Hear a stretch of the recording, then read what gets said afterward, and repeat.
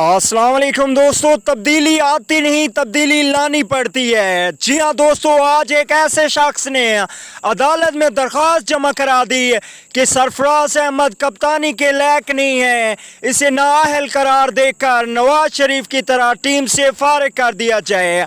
जी हाँ दोस्तों, इसके अलावा यूट्यूब पे एक और भी नारा बहुत ज़्यादा मशहूर हुआ है, गो नवाज के बाद गो सरफराज का नारा भी आजकल बहुत ज़्यादा मशहूर हो गया है।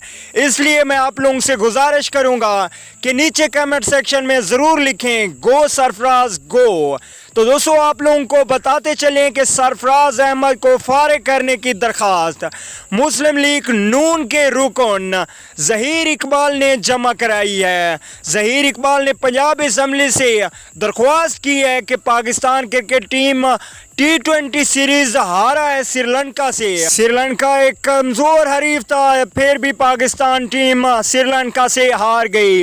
इसकी मुकम्मल तहकीक की जाए कि किस वजह से पाकिस्तान टीम श्रीलंका से वाइट वॉश हुई। इसके अलावा उनका दरख्वास्त में कहना था कि सरफराज अहमद कप्तानी के लायक नहीं है, इसलिए इसे नाअहल करार देकर कप्तानी से फारिग कर दिया जाए।